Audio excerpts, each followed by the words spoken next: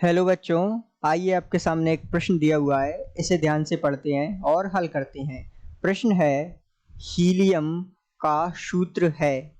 ध्यान दीजिएगा, विकल्प आपके सामने दे रखे हैं। पहला विकल्प है ए है He, विकल्प बी है Hi, विकल्प सी है Hm और विकल्प डी है सभी। ठीक है, तो आइए बच्चों, सबसे पहले हमें इस प्रश्न की मुख्य अवधारणा पर चर्चा करते हुए इस प्रश्न के हल तक पहुंचते हैं।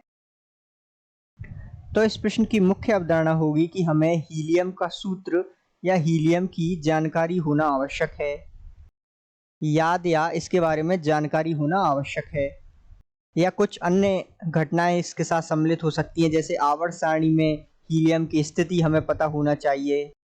हीलियम को किससे प्रदर्शित करते हैं, ये जानकारी हमें होनी चाहिए। तो इस प्रकार की सम्मिलित जानकारी के साथ हम इस प्रश्न को हल कर सकते हैं। अब जैसा कि हम जानते हैं कि हीलियम का सूत्र होता है H, ठीक है।